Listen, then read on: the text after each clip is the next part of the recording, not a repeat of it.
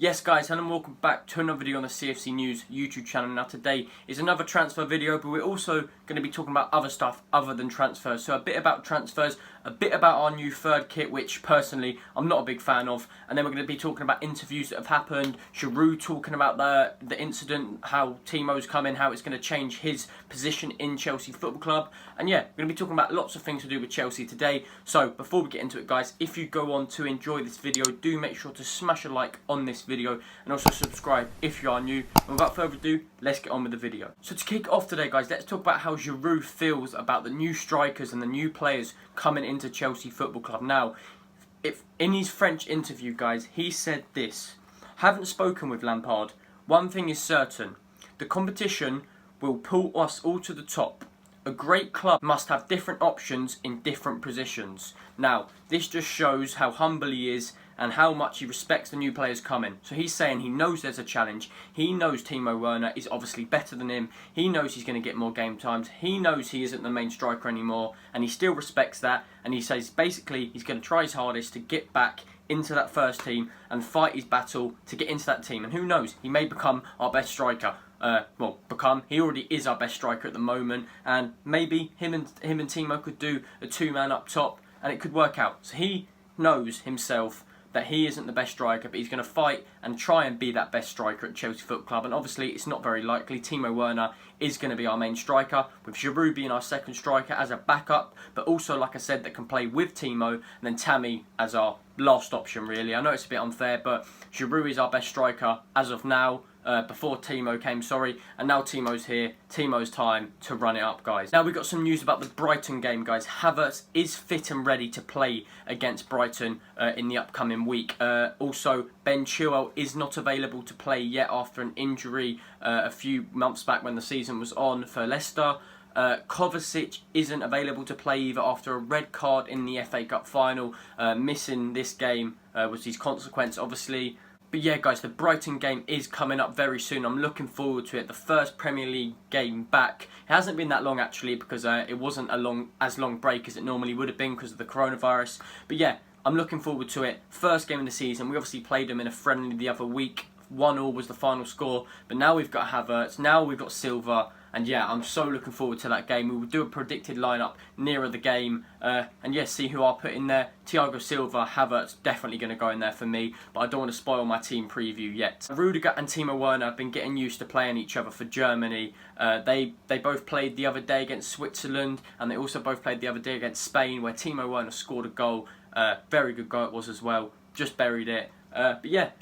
Good to see they're getting that chemistry in for that international team. They've been playing together for Germany for years now, but now that they're in the same team, both for Chelsea, it is good they're getting that chemistry up and ready to maximise it when when they're both at Chelsea. Rudiger could play those big balls over the top to Timo if they've got that certain chemistry, and that would be something that I'm also looking forward to. Centre back putting big balls over to the attackers, obviously, because that's doable now. We've got Silva, Rudiger, Zuma. They can all play big balls, long passes, and now we've got the players that have got the ability to touch it down. Nothing against Timo, but he couldn't really pull off his first touch as well as Timo would be able to. To a bit of transfer news. Mendy, the French keeper, for 20 million is what we're looking for. Fabrizio Romano tweeted it out saying that we're onto him now, as Jan Oblak isn't doable. We're not interested in him, and he doesn't want to leave Atletico Madrid. So it looks like Mendy is our main option, and he is a great keeper. I've watched him, and he makes some good saves that Kepa would definitely not be able to make. 20 million for a keeper like that,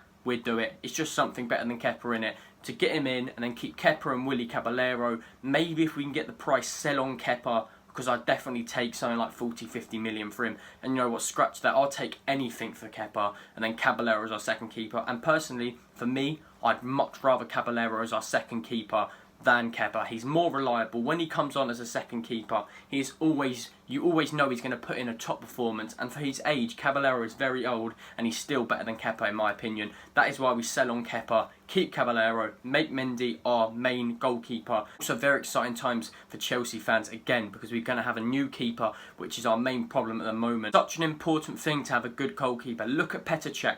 what a keeper he was. He's now a Chelsea legend. That 2012 Champions League final, he did magic for us, and that's what we need. We need a keeper like that will put in their all and make performances, have games like that. And Kepa, he just hasn't had that fast this season. My personal opinion, I've said it a few times now. We're going to wrap that up now, talking about Kepa. For me, get rid of him. Get in Mendy, and yeah, that would be a perfect signing. Now guys, the last thing we need to talk about is our third kit.